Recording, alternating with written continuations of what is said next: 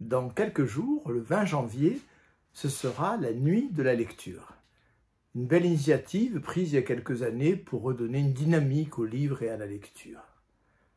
Pour participer à cet événement, j'ai choisi une phrase à contre-courant, une phrase iconoclaste. Elle est du dramaturge irlandais George Bernard Shaw, écrivain très respectable qui a eu le prix Nobel en 1925. Cette phrase est la suivante: la lecture est un stratagème qui dispense de réfléchir. Alors que veut dire George Bernard Shaw? Il ne doute pas qu'il y a une lecture intelligente, nous en reparlerons dans quelques instants. Mais ce qu'il vise dans cette formule, c'est une lecture niaise, une lecture stupide, celle que pratique peut-être la majorité des humains. Il y a en effet une lecture qui massacre, pourrait-on dire, des textes que l'on a sous les yeux, qui n'en retient qu'une toute petite partie, qui ne retient que les mots qui vont dans le sens de nos opinions, de nos certitudes. Et effectivement, une telle lecture, elle dispense de réfléchir.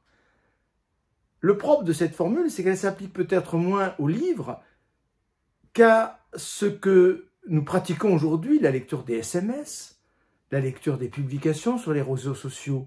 On sait qu'un grand nombre de nos contemporains s'enferment dans des petites tribus où ils ne lisent plus que des proclamations qui vont dans le sens de leurs opinions, de leurs préjugés. Et effectivement, cette lecture, elle dispense de réfléchir.